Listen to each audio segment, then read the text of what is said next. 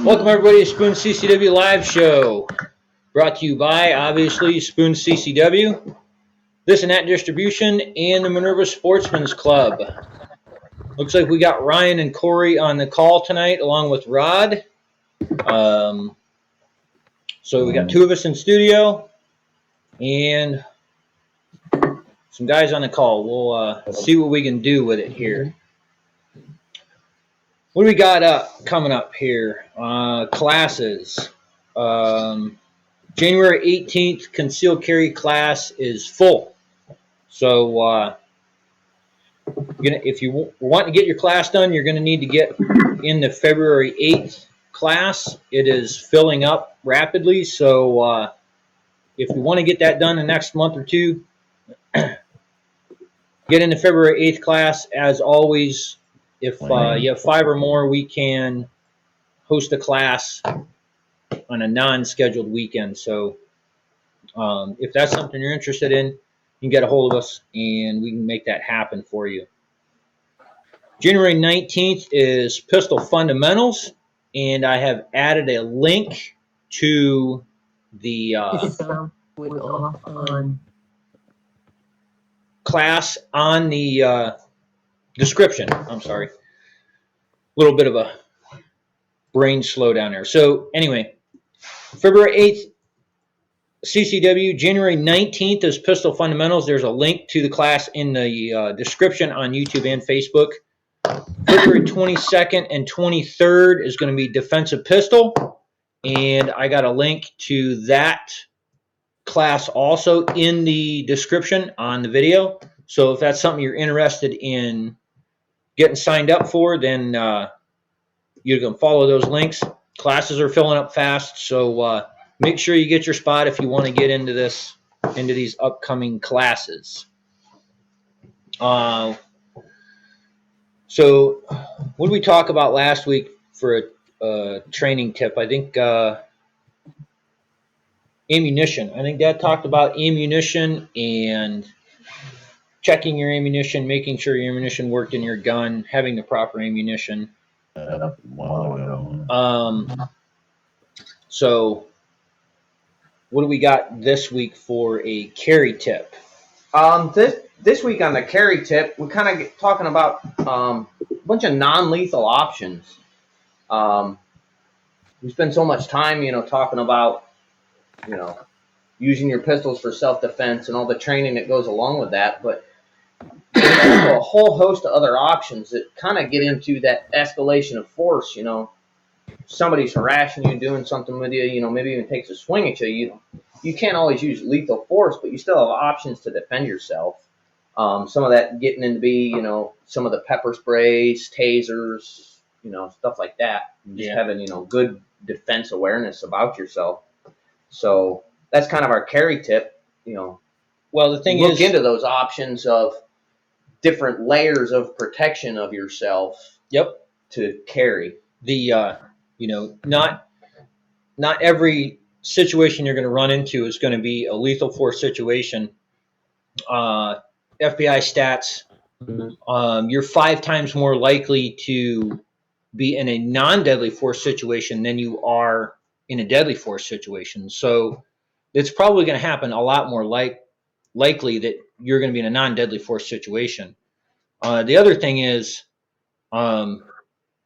there's a lot of things that can happen where, if you have pepper spray, taser, something like that, if you have that out and ready, that doesn't, to the general public, the view of something like that is not as disturbing as having a firearm out. Yeah, and a lot of these little pepper sprays, you can have them kind of in your hand and, your thumb on the switch. If you're kind of walking into something you may be unsure of, you can have it in your hand and your thumb on the switch and have it automatically ready to go. So, yeah. So,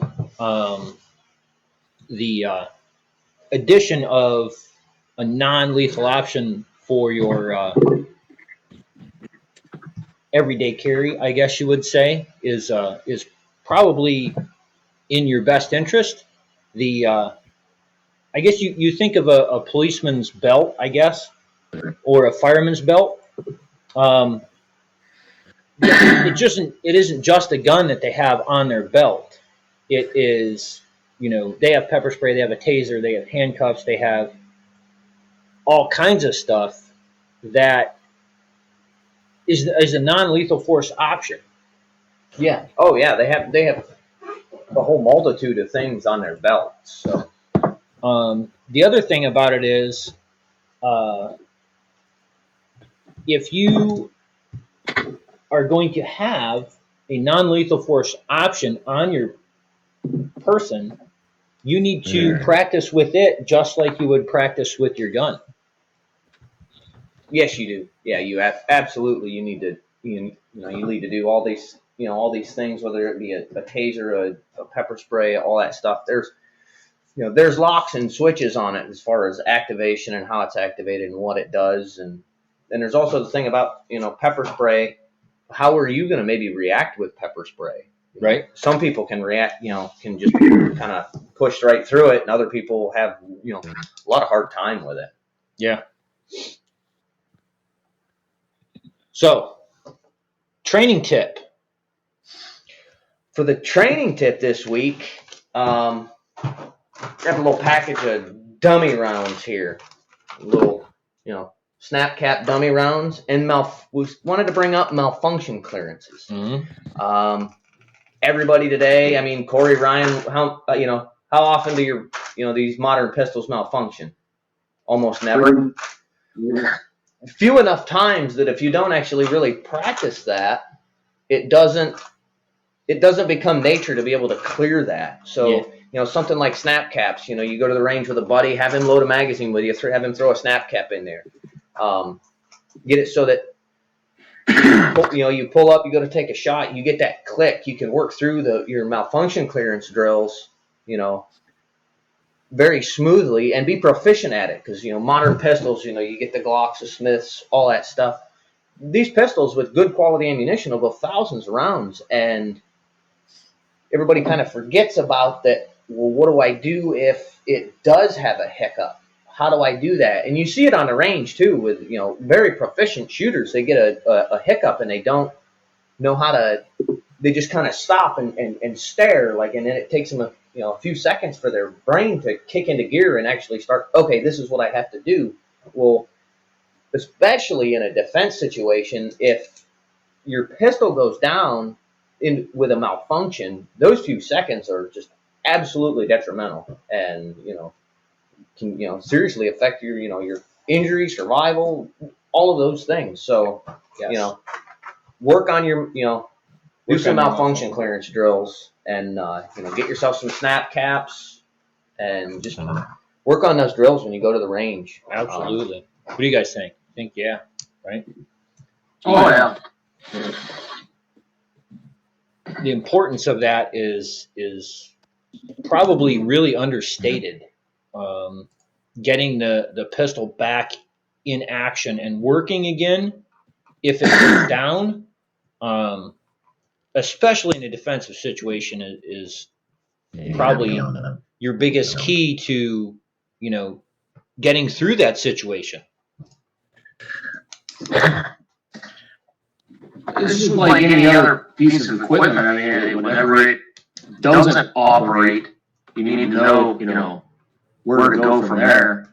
Whether it's your firearm or something you're using at work, it screw your day up pretty bad when it doesn't work right. You don't know how to fix it. Absolutely. Yeah, and obviously, we don't expect everybody to be pro level at this immediately. That's why we teach a ton of classes. I also did link a YouTube video that we did in the description. If you want to check it out, you can certainly go check it out. Helps out a little bit with the malfunction stuff on how to clear them. So, practice, guys. Practice. Yeah, even if you have a tactical tomahawk, practice keeping it out of the sheath there for a while, Yeah, if you missed a couple weeks ago with a tactical tomahawk, that was That would take a minute of practice to get it rolling. Found out Nate's pretty good with it though. Oh yeah. Oh yeah, the big whiff on the target at the. Going back and forth. Two different feeds. So yeah. Wow. All right. So that brings us up to our defensive video for the week, and I got this off of a 19 News, but I recorded this a while back, and I don't exactly remember what website I got it off of, and it didn't have any sound, so I had to kind of heavily edit it. And I didn't edit any of the action of it out. What I did edit was the talking head. That's the newscaster, because he was just kind of sitting there staring at you because you couldn't hear anything he said. So this is an interesting one. Let me get rid of our mugs here. So this was an ABC News channel, and I kind of named this Mom and Daughter. This is a liquor store, and a fella comes in to rob it, and on the training mindset, we talked about non-lethal options. These two really didn't have any options for non-lethal, but what they did need was some further training. So we'll run once through it here, and then we'll talk about it a little bit here. So the guy comes in with a gun, tries to rob the joint, and these two get kind of down under the counter here, and then Mom produces a revolver, takes a shot at him, follows him around the corner, shoots him once in the leg, and then a struggle ensues for the revolver with Mom. Here comes the daughter, shoots him again. He tries to shoot her, and he eventually goes down here at some point in time. I don't think we've got all of the footage here, but he's still going after his bag of money. Well, I'm going to back this up here a little bit and talk about this. As the guy comes in the door here, and this video is kind of goofy the way they edited it, but they're down. She produces a revolver as he comes in the door. Comes up, takes a shot at him, which is fine. Comes around the corner, shoots him again. But what I want you to notice is there's no, Mom and daughter, there's no separation of the two of them, and there doesn't seem to be any cognitive working together. The daughter is standing, right here, essentially under the backing down portion of it. And we don't know if she is armed yet or not, but she could have covered the rear across the register here to stop this guy from coming around. They could have stayed in this corner and, mounted a better defense. But apparently she chases him around the corner. Now, here's the next problem what we're going to come up with here. Mom and perpetrator are struggling for her revolver in the background here. And as you see, she shoots him there with Mom right next to him. And then if we go a little farther, they're still struggling with the revolver. Here she comes. He gets the revolver away from her. He actually takes a shot, misses her, and she shoots him point blank. So that's pretty close right there. Yeah. If we back this up a little bit, if you notice, when she comes around the corner and shoots him the first time, if we back this up, it's hard to do. Look where she's got the gun pointed to begin with. I mean, she's trying to shoot him while they're wrestling for a revolver, which is just an entirely bad situation. I don't really have any good action plan for this particular second in this video, but I think the whole thing is working together and having a plan beforehand. And Something I want to point out is, like you said, just not having a whole lot of practice with her firearm, but she didn't stay on target. She counted on that one revolver shot to do the job, and she basically came back to a low ready position. If she just stayed on target, she would have had time for multiple more shots. Yeah, absolutely. Well, and the other thing, right there in the beginning, when they actually come around the right-hand side of that counter, Mom took the shot at him and come around the right-hand side of that counter. It looks like they even possibly could have just left. Yeah. Just walked away from the they may have been all right, able to let's just boogie. Get out here. Out the door of the store they went, which is entirely a viable defensive plan. If you can leave, just leave. She wounded him with what looks to be assuming either a 38 or 357 revolver at point blank range. She wounded him with it.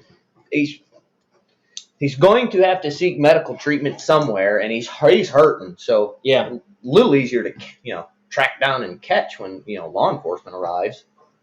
Absolutely.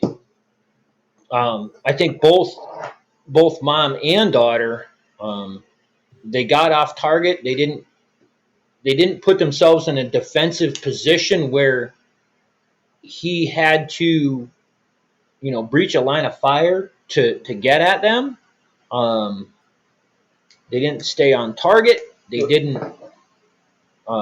They weren't effective with their shots, which is not entirely, their fault. A lot of people think that, you shoot somebody with a handgun and they're going to fly back 3 feet, which is absolutely not the case as we see here. Well, they were just, like Ryan said, they had no, didn't look like they had any practice with their, firearms, and we were very little. They knew how to function them, they knew how to shoot them, but their fundamentals just, as soon as something happened, their fundamentals just went out the window, and they were doing, you can see them kind of doing the whip up pulls and Looked like they were fishing. Yeah, they were fishing, not getting effective shooting positions, not staying on target. Like Ryan said, Mom could have probably put 2-3 more rounds in him when he was trying to come back at him if he'd have just stayed on target. Mm-hmm. If they were on target, she potentially could have stopped him from ever getting around the backside of the counter at all. Absolutely. Yeah, absolutely. It looked like, from the looks of it, she had a big old 357 revolver, so she put a few more of them on it too. It may have just flat out been too much gun for her. It may have. If it scared her when it went off, if it jumped out of her hand, anything like that, making sure you're proficient with your firearm comes in. Yep. One thing I want to point out with that is after she put the first shot on him, they went around the counter to better their position, which I understand their line of thinking, but they should have stayed behind the counter and put some type of barrier between themselves and the perpetrator. And I do fully believe that then she could have put more rounds on her target and also not been in a physical struggle for the gun. We got to remember there was 2 of them there. They could have backed each other up. If one couldn't hit, the second one could. But when he took one gun out of the fight with the physical struggle with Mom, I do believe that barrier would have helped them, a physical barrier between them and the perpetrator, avoiding that physical struggle. Yeah, they went around that counter, and basically he came back right into them, and he just snatched Mom, Mom right up, and started wrestling. When it looks like he's about twice her size. Yeah. You said, people think that whenever you shoot somebody with a revolver or handgun, they're just going to fly back, get the gun, and it's over. That's not the case. We know that's not the case. But all the way up to where the physical part started, the more injuries he had, the less fight he was going to put up. Whether he be on drugs or how motivated he was, no matter what, the more pain he was in, the less he would have been able to fight them. Yes. So, when they both came around the counter, they should have both been on target, though. yeah. Yeah, absolutely. Yeah. Yep, absolutely. Just lack of training and practice, you know. I would bet money that probably what's going on here is, and we don't know what state this is in. Either they just took their basic 8-hour concealed carry class, notified them of safety rules and laws, and out the door they went, and or this is a constitutional carry state and they had zero professional training at all. I just watching the video, we're here to learn from this kind of stuff, and I really think that's where they're sitting, and they prevailed. There's no we got to hand it to them. They got the mindset right. Fight until you win. They kept fighting. They weren't giving up. But yes, No, I mean, to the best of their knowledge and their ability, they did pretty good. But I mean, they had a little bit of luck. At one point where the daughter was kind of staring down the barrel of that 357, and it went off. Kind of went off next to her. That was, it's way too close for me. It's a little bit of divine luck there, I would think. But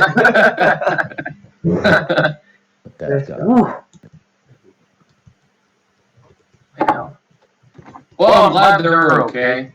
It worked out the best for them, I suppose. But yeah. yeah, Yep. and I think they got the first part of any defensive scenario absolutely right. Fight until there's no more fight left.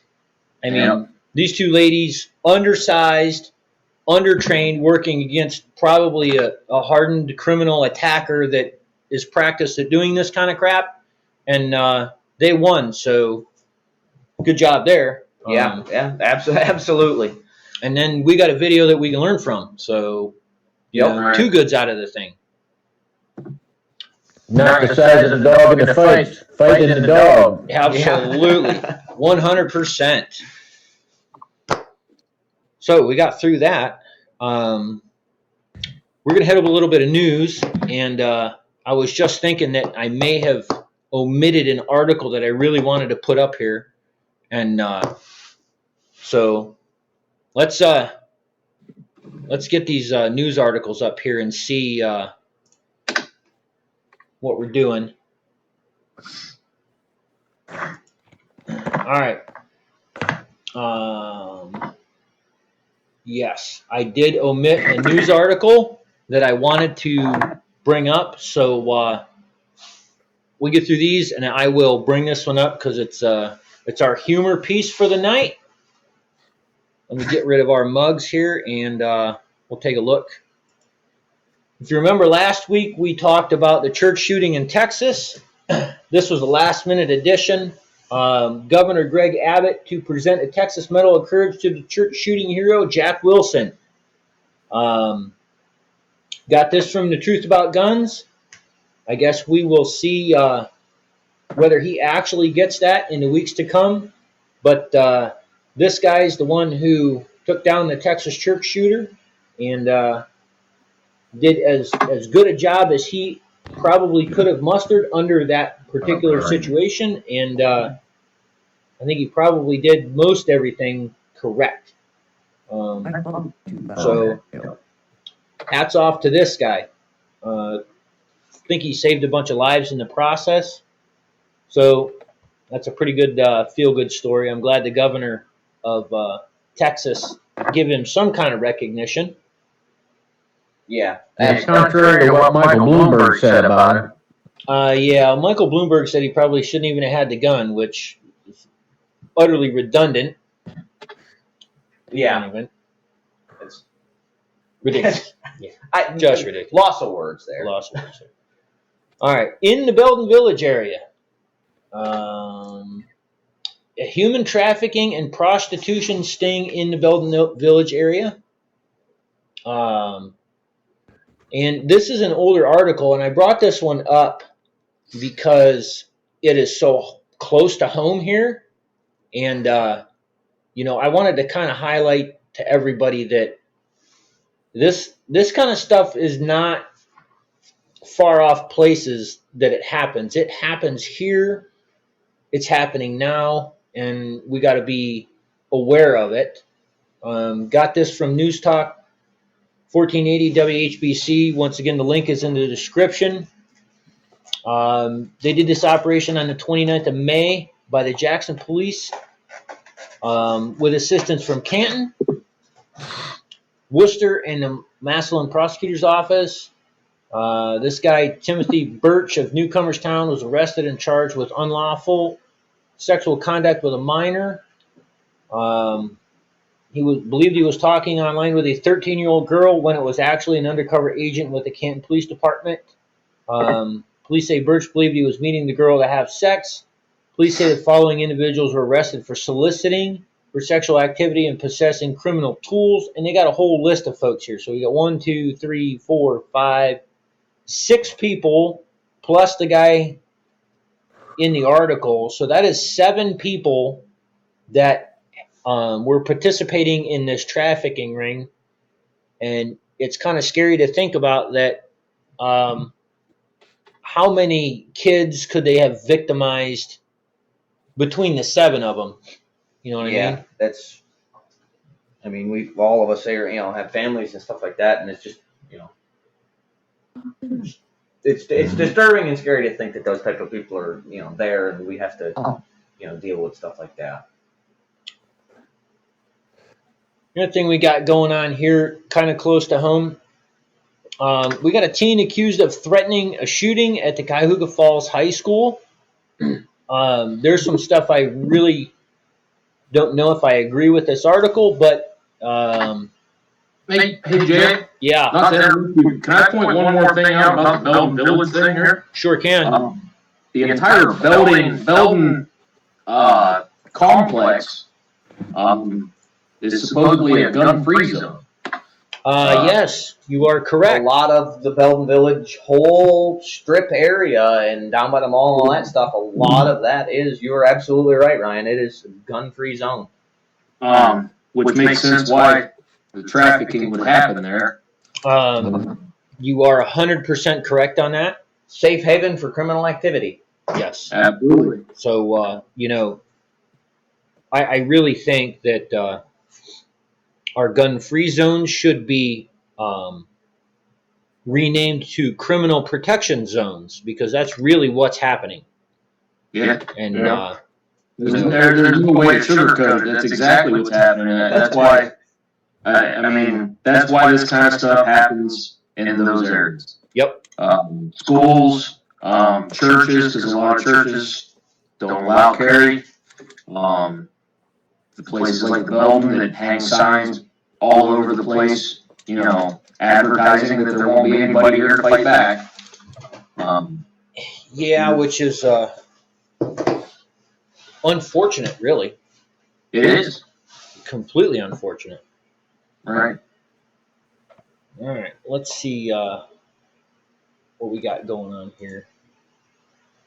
Get rid of our mugs again. All right, so on to this school shooting. Police say they believe Cuyahoga Falls teen's threats on social media to commit a shooting at the high school were credible after authorities found weapons Wednesday in his home.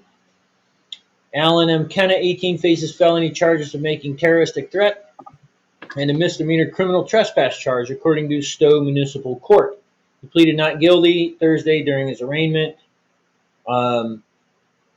Lieutenant Gary Merton declined to say what weapons were discovered during the search of Kenna's home. Police responded to the Cuyahoga Falls High School after hours Monday when a school custodian reported seeing Kenna walking around the building. So this guy actually, what it looks like here is, looks like he was casing the building. So not only do we have a threat, we have weapons available to make the threat happen, and then we have the fella in the building after hours. So I'm going to give the police department the benefit of the doubt here and say this is probably a credible threat. Todd Nichols, the district superintendent, said his staff immediately called police following the incident. So a suspicious individual was identified in the halls of CFHS who appeared to be taking pictures using a cell phone. When addressed by CFHS staff, the individual fled the premises. The district's surveillance equipment was used to capture photos, and it was determined he was not a student at the school. Nichols said Thursday that kind of was homeschooled and never attended Cuyahoga Falls High School, but was known by some of the people at the school. Nichols said the photos and identification were shared with police Wednesday morning. The school did not receive any threats directly, but alleged threats Kenneth made on social media were found during the subsequent police investigation. So it looks like he was caught trespassing, and then the police investigated. I guess the part that I'm not sure about is what caused them to investigate his social media and whether or not a trespass complaint would warrant that type of search. Although in this day and age, somebody at a school that's not supposed to be there is probably going to warrant all kinds of searches with all of the stuff that's going on. I would like to keep an eye on this whole thing and see how it plays out, because not only do I think it was probably a credible threat, but I think it's also ripe for some illegal search and seizure violations. But unfortunately, this is probably the last thing we're ever going to hear about this. Yeah.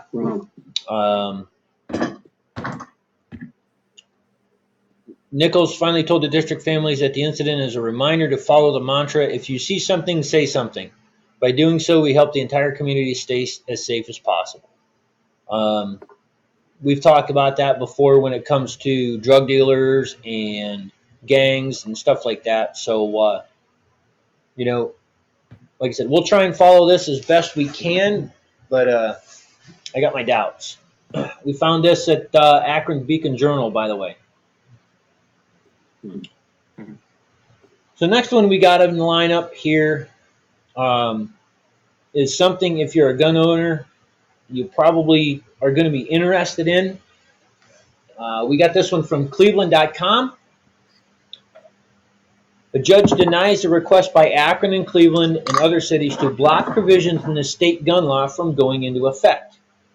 The gun law that they're talking about is actually one that allowed people to collect damages from counties and municipalities for violating what we call ORC 968, which is the state preemption law. If you don't know what that means, in the simplest terms, is the state legislature is the only one that can pass laws regarding the carry, use, or ownership of firearms and ammunition. The city of Cleveland has been sued multiple times for this, with a big expense to the city of Cleveland and the people who had to take the lawsuit to them.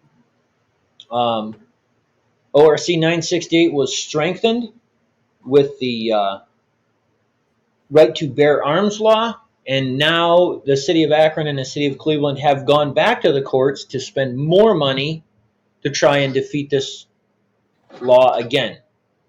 So Ohio County Common Pleas Judge Allison McCarty was denied a request from Akron, Cleveland, and four other Northeast Ohio cities to block a controversial provision to the state's gun laws. I don't really think it's that controversial, but we'll get into that. McCarty wrote that the cities did not present convincing evidence that they would prevail in their legal challenge of the provision, which restricts communities from regulating the possession, sale, and manufacture of firearms and ammunition. She also wrote the cities did not demonstrate that they would suffer irreparable harm by having the law go into effect, and that making exceptions only for the 6 cities involved in the lawsuit could lead to confusion across the state. The provision, part of an amended right to bear arms law, went into effect December 28th. In addition to restricting what communities can do to regulate firearms, the provision allows gun owners who believe their rights have been violated to sue the municipality. Attorney Stephen Funk, representing Akron, Barberton, Cleveland, Cuyahoga Falls, Norton, and Talmadge, argued in the lawsuit that the law infringes on municipalities' home rule authority to adopt and enforce gun laws, including those that don't conflict with these state laws. The cities also argued that the amended law could make null and void any local zoning ordinances that would prohibit gun manufacturing in residential areas. The state, represented by Assistant Attorney General Heather Buchanan and Brandy Seskes, argued that the provision clarifies the law as it relates to home rule authority and does not automatically preempt any laws already in existence. In her order, McCarty noted the Ohio Supreme Court previously ruled that just because the legislature seeks to preempt local law does not automatically conflict with home rule authority. Funk told Cleveland.com Tuesday he is hopeful that the case will eventually prevail since the judge did not rule on the merits of the city's argument. Two other similar cases challenging the state law brought by Cincinnati and Columbus are pending in courts in Hamilton and Franklin counties, respectively. The spokesman for the Ohio Attorney General's office said the state does not comment on pending litigation. So, on top of this link, what I did also put in the description of the video is the actual text of the bill, if you would like to sit down and read it. What I kind of want to point out to everybody is that ORC 968 has been on the books preempting municipalities from passing local ordinances for at least 10 years that I know of. They strengthened it with this right to bear arms law because so many people had to go through the legal expense of suing a municipality to get them to comply with the state law. And once again, we have, looks like 9 municipalities that want to spend taxpayer dollar to try and sue the state for a law that is at least 10 years old, which they have been violating on a regular basis for all of that time and losing lawsuits. The city of Cleveland has lost 2 lawsuits that I know of that have gone clear to the state Supreme Court and have been ordered to pay legal fees to an individual or organization to remove restrictive gun laws that they have passed after the state legislature passed ORC 968. So I get kind of fired up when our municipalities spend our tax dollars fighting something that they should not be fighting. Why don't they fix potholes, for Pete's sake? I mean, Yeah, absolutely. And I mean, it would Why don't they hire more police officers to fix the crime problem? well, yeah, there's a good one. Yeah, take all that money, and if they would have just followed the law, all that money they had to pay out, they could have paid for, officers Correct. and benefits and, maybe more street lights in high crime areas and, all those different things. Maybe the city could have paid to take some of the, shrubs and trees down in high crime areas, all those little things that are proven to reduce crime in areas that, I don't remember 100%, but I think, I do believe the last lawsuit the city of Cleveland lost cost them $12 million in payout. That's not what they spent on the attorneys. Yeah, just think of all Fighting the people over a law that should never have been written to begin with. in the city of Cleveland with that grant that they're getting from the government is planning on hiring, a bunch of police officers, which, I commend them for that, but they could have already have done that if they had just followed state law and not fought something that they could have used that money to help with. Well, the other part of this is that the people in the state of Ohio elect their legislators. Their legislators go to the state house and they pass laws that they reasonably believe, or should pass laws they reasonably believe that their electors want. And then, if you're part of the gun rights movement, there's a ton of lobbying that goes on and a ton of bills written in the I guess citizen arena that people want, that get, you know, sponsored by our legislatures, and these people they're literally going against the will of the people. So Yeah. it gets absolutely. ridiculous. Okay, I'll quit ranting about spending money that isn't theirs. Good one here. So this is from NRA. NRA, America's First Freedom, is a magazine that they put out in a digital publication that I'm sure all of us have got subscriptions to. Women need to develop a concealed carry mindset, and this worked well with the video that we had there, because you know, that is, if we get through this article here, that's the main thing that we see in the firearms world. And now it is changing rapidly, but let's see what she has to say about it. So, how does concealed carry training differ from women? What she's saying, as a firearms trainer at Gunsight Academy, when I was asked this question, the usual topics sprang up to mind. Should we adopt our clothing, firearms? Should we choose handguns that are best suited for smaller folks? Should we carry in a purse?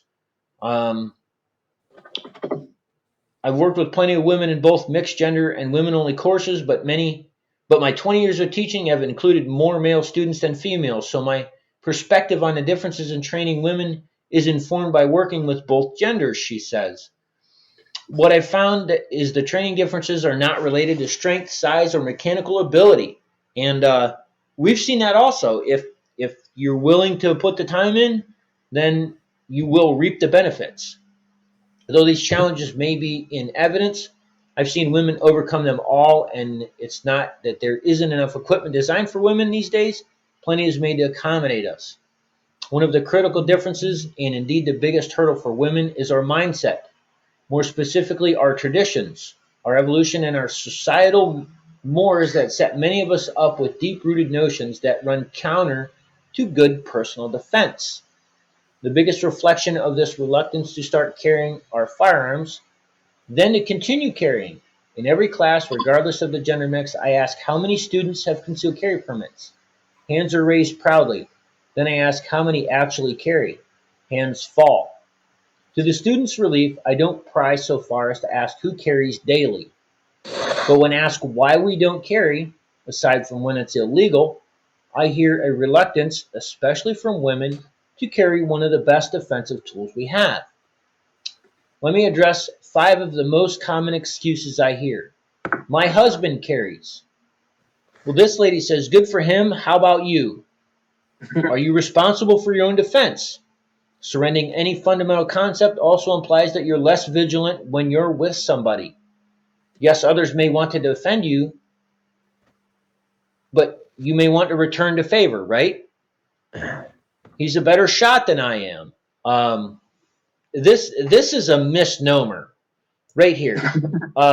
We see ladies come through class with zero experience, and within an hour are out shooting most of their male counterparts. And I do believe it's because they don't come with preconceived notions of how they're supposed to do. The guys have an ego, and the ladies generally don't. That's a big one. I think that's the worst one is ego. Yeah. Yeah, you always have to go into training with that open mind and just kind of, hey, I'm gonna do it to the best of my ability, and if I and try and learn something, and their suggestions will make me better, then awesome. So she goes on to say that might not be true. I would go on to say that it is not true, especially under stress, and even if it's true, it doesn't take anything away from your skills or your ability to use them. The fact is, with some forethought, planning, and even training, you're a far better team when both of you are able to defend. You double your powers of observation, information processing, and defense. Plus, do you really want to be simply an extra body he has to protect. No, you're so much more than that. And I've even had a conversation with my wife.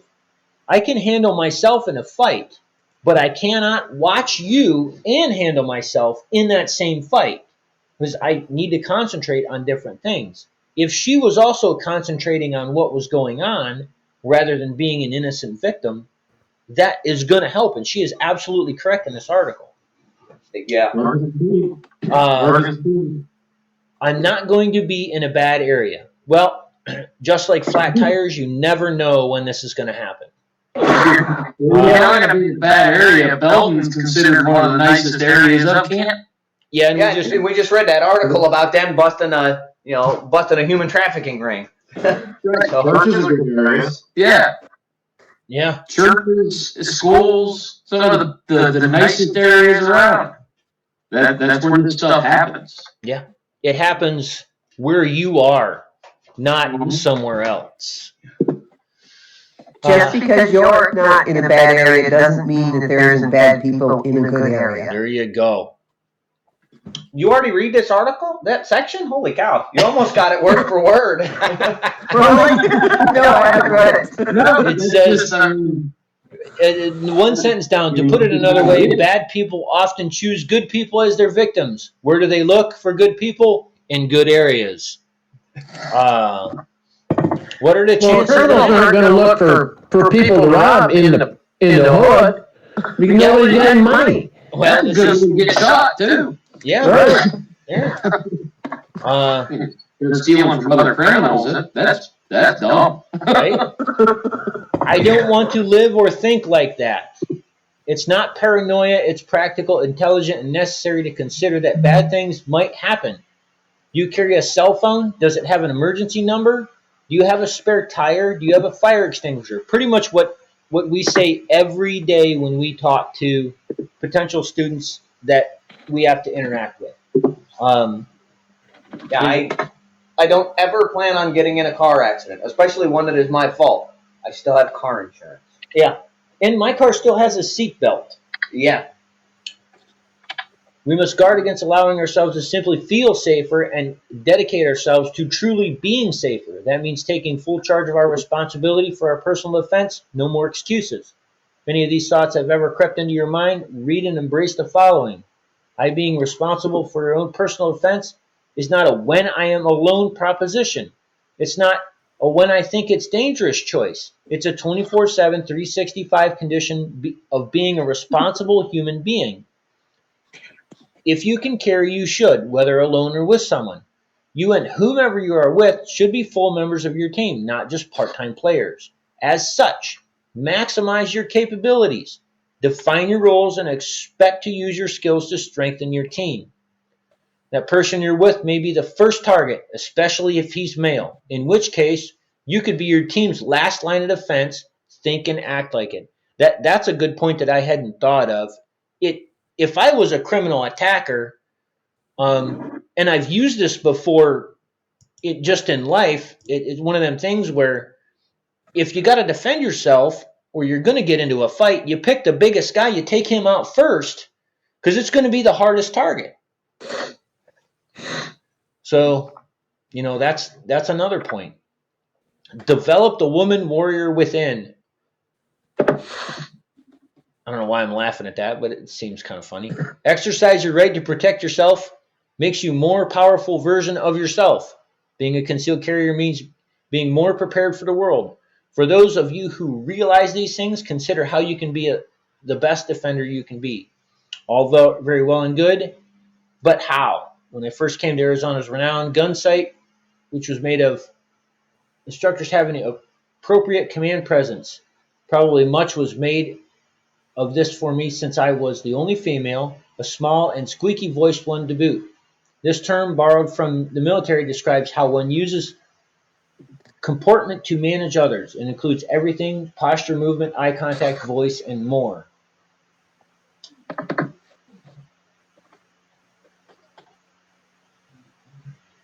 If you're someone who is capable of defending yourself, you've done much to avoid becoming a victim. There's a lot more to this article, and it goes on for quite a while. And I think I think everybody gets the idea here that she's getting at. If you want to read it, I did put a link in the video description. It's pretty good stuff. So, as always, take everything with a grain of salt and apply it how your life is conducted. But get out there and be a little safer. If you can carry, if it's legal to do so, do so. Yeah, absolutely. A road rage incident led to a fatal shooting outside a Lapeer gas station.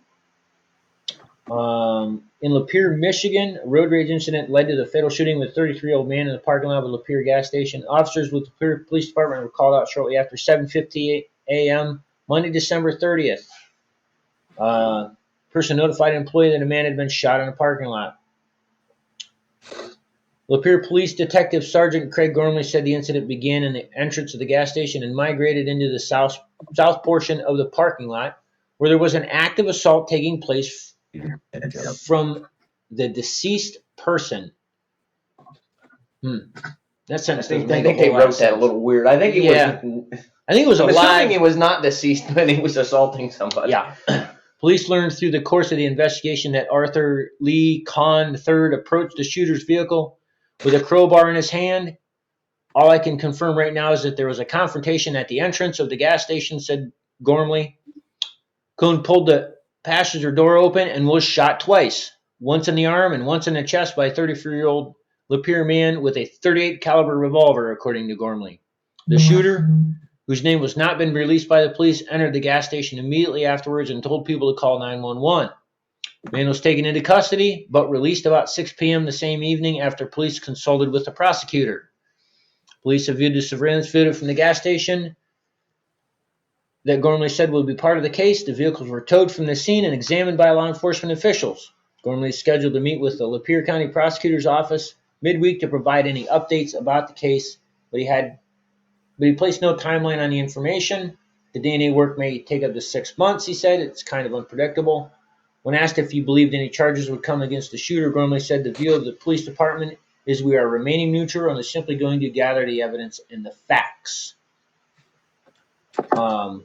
Based on just the information in the article, it sounds like maybe the guy pulled over and the other guy came after him with a crowbar and tried to get in his truck opened his door and had a crowbar or tire iron or something in his hand, and he shot him. Now, we're not privy as of yet to the facts of what led the guy that shot him into the gas station, whether he was trying to get away from the guy or whether he started that fight out on the road. It's hard to tell.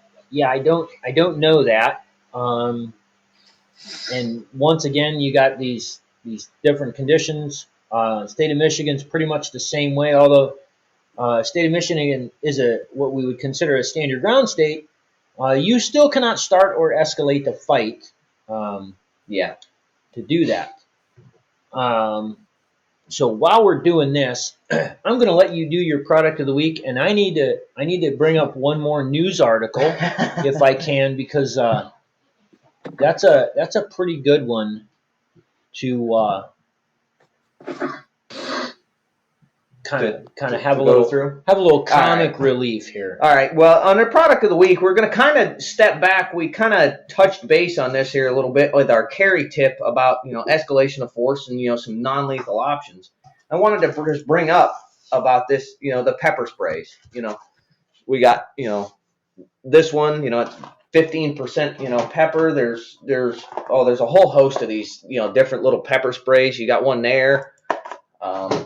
A multitude of different colors. I don't specifically. I kind of like the ones that are just got like a black case on them. They just kind of tend to stick out more. But everybody likes to have their. He likes the pink one. Corey likes the pink one. But most of them, they're pretty small in size. They're this big. This is the canister from the package out of this one, and this is the little carry sheet that comes in. Most of them all have little key ring clips on them, so you can put them on your keys. You can clip them on your purse. You can if you got one of them, what they used to call them a lighter leash or whatever, you could clip onto that if you want. You know, they got a little lock on them. You flip it open, you know, pepper spray them. A lot of people just cannot tolerate, you know, pepper spray. And if you're in a situation where, you know, maybe somebody's getting confrontational, you know, it's uncomfortable, but it's not, you know, it's not a lethal force situation, you know, you get into pepper spray. Another thing about a lot of these pepper sprays is they actually have, a lot of them have dye in them.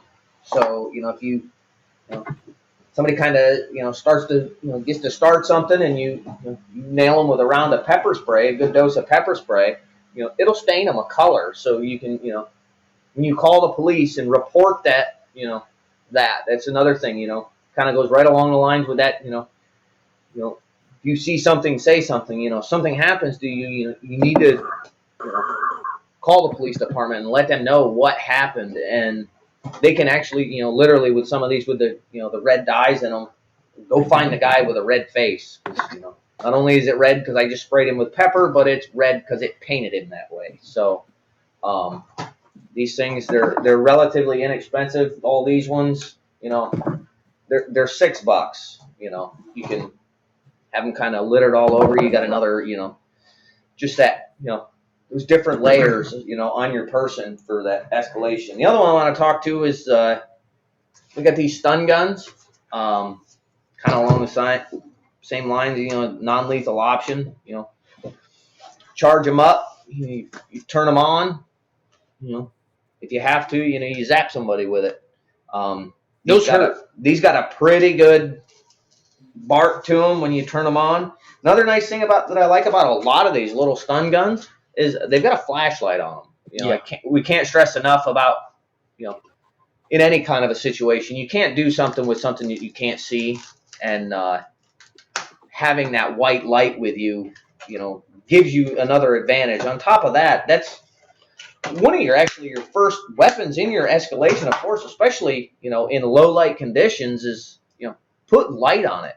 You know, I can see you. Nothing says I can see you more than shining a flashlight in somebody's face. Absolutely. And, you know, a lot of these criminals, once they figure out that you're not there, you're no longer the unsuspecting victim, and they tend to run away. But you just plug them into the wall. These are relatively inexpensive too. I think about $20. $12, $20, something like that. But we got a flashlight on it. You know, not super great, but enough to, you know, light your way a little bit in the parking lot. And see if we can't pick this up here on camera. It's my hair standing up. Oh yeah, they hurt. Just playing with them. I get nervous. I'm gonna zap myself. So, Well, I saw Ryan's hair standing up for that one. If you zap yourself with it, we would have it on camera. You know, like I said, they're relatively inexpensive. So, you know, come on down, check them out. You know, if you're looking for something, you know, a little less lethal option. Also, those of you, you know, if you got, you know, kids, 18, 19, you know, 20-year-old kids and stuff like that, looking for, you know, something, they're not old enough to carry yet. So they can stash a couple of these in their car, keep one on their key ring. They've got the starting of at least a little bit of something to, you know, kind of help them along and, you know, keep them safe. So, all right, that's them are our products of the week. Cool. We got another funny news article here. We got a news article, and everybody's probably staring at it at the lower corner of the page here. This says the State Medical Board of Ohio to consider if being a Browns or Bengals fan qualifies for medical marijuana use. So I'm not really a big sports fan either way. I don't care. Doesn't bother me. But you know, that's pretty much the funny part of it. That's apparently why a petition was submitted to the State Medical Board requesting that being a fan of the Cleveland Browns or Cincinnati Bengals is considered as a qualifying condition for medical marijuana prescriptions. You just can't handle the losing seasons, apparently. So, being a Browns or Bengals fan was one of 28 conditions submitted to the State Medical Board during the 2019 petition window. anxiety, depression, bipolar disorder, and arthritis. I don't know how arthritis gets involved with being a Browns fan, but I don't know. Standing in the same spot waiting for him to get to the Super Bowl? I don't know. Asperger's disorder, autism spectrum disorder, Bengals Browns fan. This one's highlighted here. I mean, I think they're actually going to be.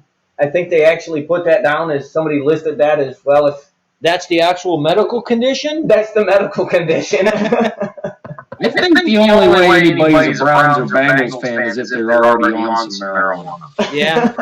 Well, maybe. But you know, that's our funny article for the day. So I think the problem is I tend to agree with them. You see a lot of people running around town depressed after watching one of their games. So. All right, I think that brings us to a close, guys. Yeah. Once again. Well, you guys got anything else you wanna? We're good. All right. It's carry something rather than nothing. Yeah. Yep. Know how to use what you're carrying proficiently. Yeah. Yep. Absolutely. So, you know, I don't think there's a Browns game on tonight, so I think we'll be okay. Right? Yeah. You know, I think the Browns game the rest of the year, but hey, Green Bay's still in the playoffs. Didn't you wear a Green Bay jersey to a Browns game?